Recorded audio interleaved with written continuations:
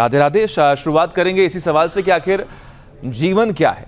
कई लोग मिलते हैं, कई लोगों से मुलाकात होती है, सबके अलग अलग मायने हैं।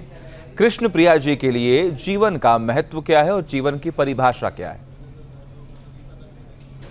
देखिए, सभी के अपने जीवन के लक्ष्य होते हैं। सबके हर एक व्यक्ति का अपना लक्ष्य, व्यक्तिगत लक्ष्य होता ही है। किंतु हम सभी का एक सामान्य लक्ष्य प्रभु की प्राप्ति ही है।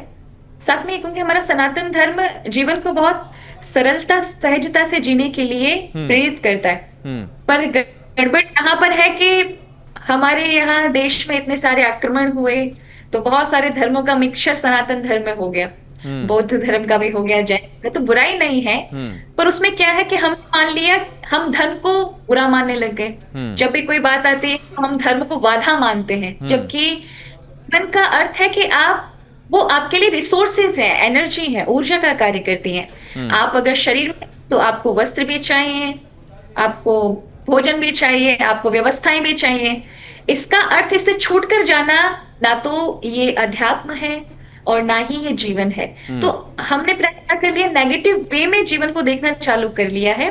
जबकि सनातन धर्म ने पूरी पूर्णता के साथ जीवन को जीने के लिए हमेशा हमें प्रेरित किया है। आप हमारे मंदिरों में जाएंगे तो कभी आपको भगवान अकेले नजर नहीं आएंगे। हमेशा भगवान श्री कृष्ण के साथ राधा होंगी, तो भगवान विष्णु के साथ लक्ष्मी जी होंगी, शिव जी के साथ उनका पूरा परिवार देखोगे। कभी किसी को अलग थलग नहीं देखोगे। तो आज अगर हम जीवन को किस तरह से जी रहे हैं, आज हम अलग थलग देख करके जीवन को, अगर किसी ने कपड़े त्याग दिए तो वो बहुत आध्यात्मिक है, किसी ने भोजन त्याग दिया वो बहुत बड़ा आध्यात्मिक है, या वो जीवन की मर्म अच्छी भली बातें समझता है। नहीं, हम सरल तरीके से जैसा जीवन है उसी प्रकार जिए।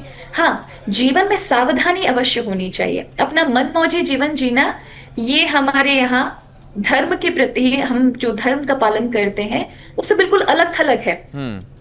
तो मैं कहूंगी कि मेरे अनुसार जीवन को जीना है कि हम सभी को, जिस कारण से हम संसार में आए हैं, परमात्मा की प्राप्ति करनी है, तो नहीं, सरल तरीके से, सहजता के तरीके से और पूरे आनंद के तरीके से। अब उसमें क्या है, हम कर्म करते हैं पूरा 100%, पर अगर भगवत स्मरण नहीं है, शरणागति नहीं है, समर्पण भाव नहीं है, तो अंदर से जो शांति देने वाली चीज है वो आपकी भावनाएं हैं। तो मनुष्य शुष्क हो जाता है, अंदर से उसमें भाव नहीं रहते, इमोशन नहीं रहते, और उसके कारण उसको शांति नहीं मिल सकती। और भगवान गीता में कहते हैं, नाचो भावाय तस्य शांति अशांतस्य कुत सुखम। जिसके जीवन में भाव नहीं है उसके जीवन में कभी शांति नहीं हो सकती।